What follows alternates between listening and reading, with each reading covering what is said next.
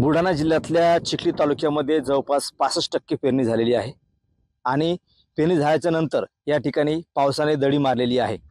आपण बघू शकतो की मी सध्या चिखली तालुक्यातील इंगळे या शेतकऱ्याच्या शेतामध्ये आहे।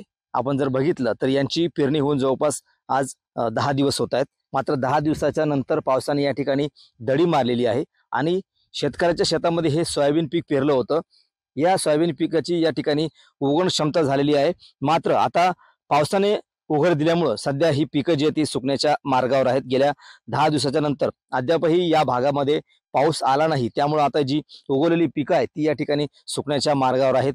65% पेरणी झाल्याच्या नंतर ज्या शेतकऱ्यांची पेरणी या ठिकाणी बाकी आहे त्या शेतकऱ्यांची पेरणी या ठिकाणी रखडल्याचं चित्र सुद्धा या ठिकाणी आपल्याला बघायला मिळते। जवळपास 35 ते 40% शेतकऱ्यांची पेरणी म्हणजे चिखली तालुक्यातल्या शेतकऱ्यांची पेरणी अद्यापही बाकी आहे।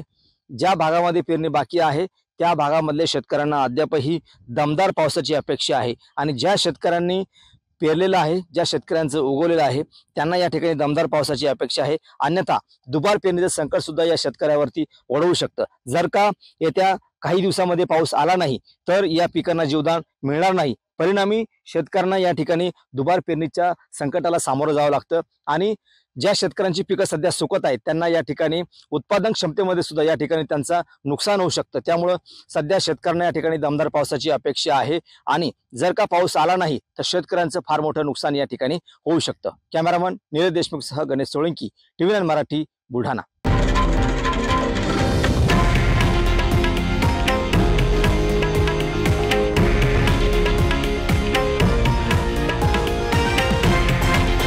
हे आहे देशातील नंबर 1 न्यूज नेटवर्क आणि आपण पाहत आहात TV9 मराठी, एकमेव।